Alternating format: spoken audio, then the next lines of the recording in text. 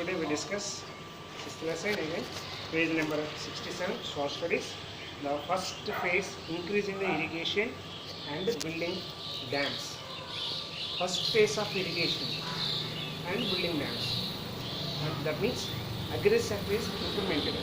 Between 1950 to 65, India government invested heavily in the irrigation power project.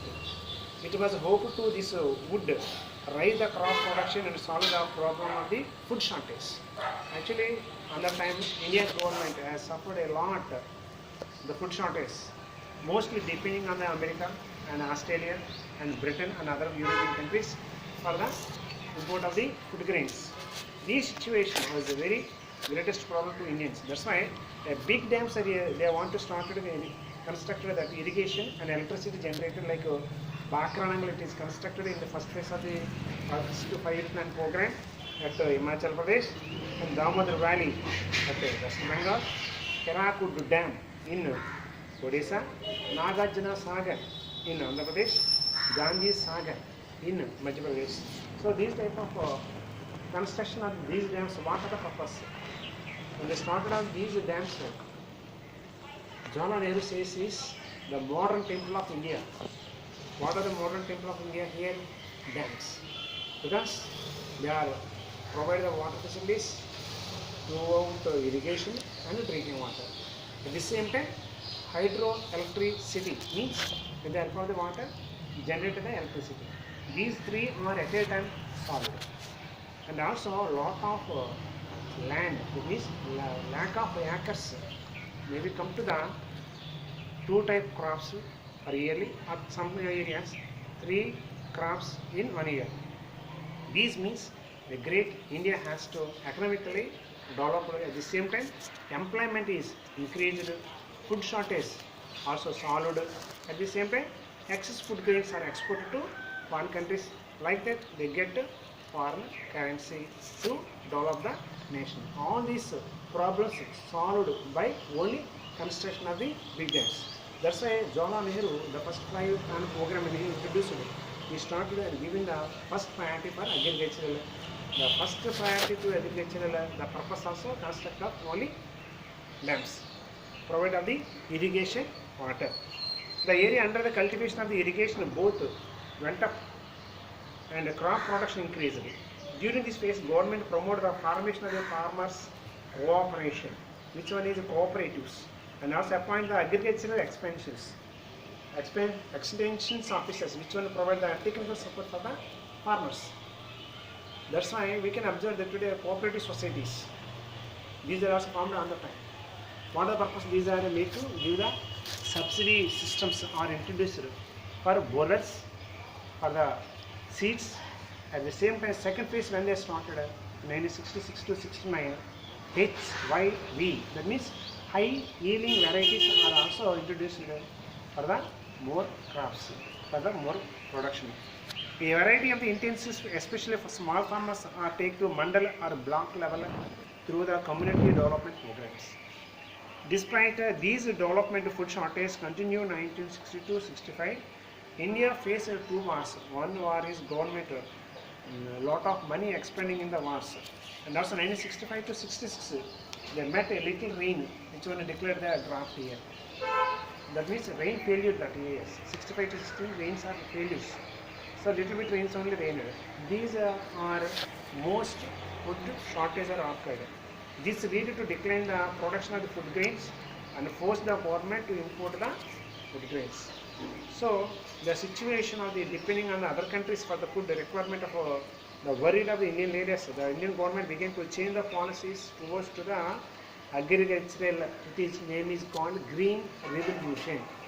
M.S. Swaminathan is a great Indian scientist. M.S. Swaminathan is the father of the Indian Green Revolution period. He introduced high yielding varieties for the Indian crops. That's why in second phase, 1966 to 90, Green Revolution was spread out.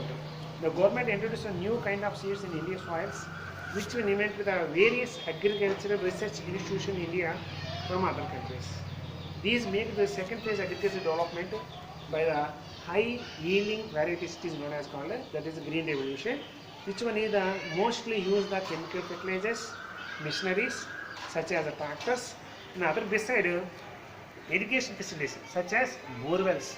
Most borewells water also support to the high yielding variety because high yielding varieties need more water. That's why sometimes the less water, such that this water management greatly affected. That is the both through the bore irrigation, sprinkle irrigation, drip irrigation. Both two are introduced. There is a variety of the cooperative banks are set up in the rural areas to provide credit the farmers so that their raw materials such as what they need, fertilizers, seeds, machineries are given. Dryland agriculture mostly 40% of land as in India is irrigated, and the most only can be 55% of the remaining 45% cannot easily irrigated. It is the most part dryland areas. That's why very difficult to explain.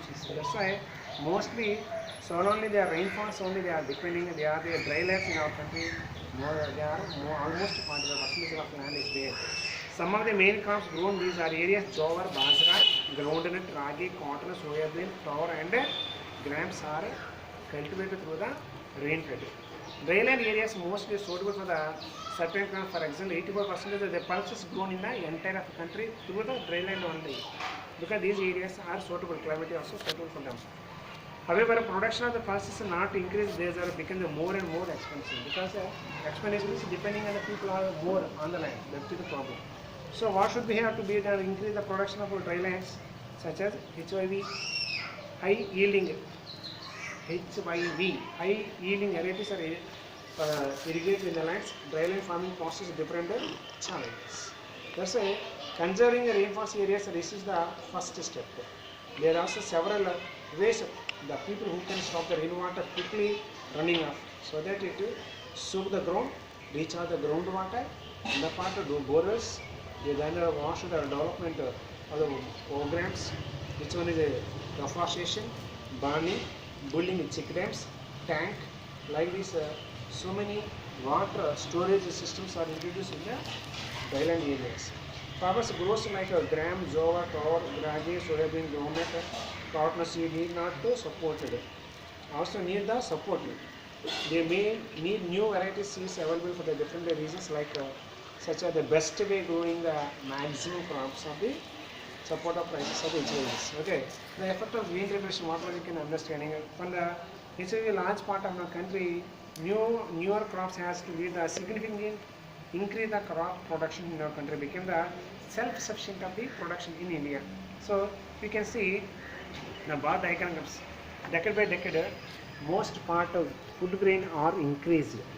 In the 1950, it is only 51 million tons, but 2010 to 11, the food grains is 242 million tons of food grains are produced in the through the green revolution.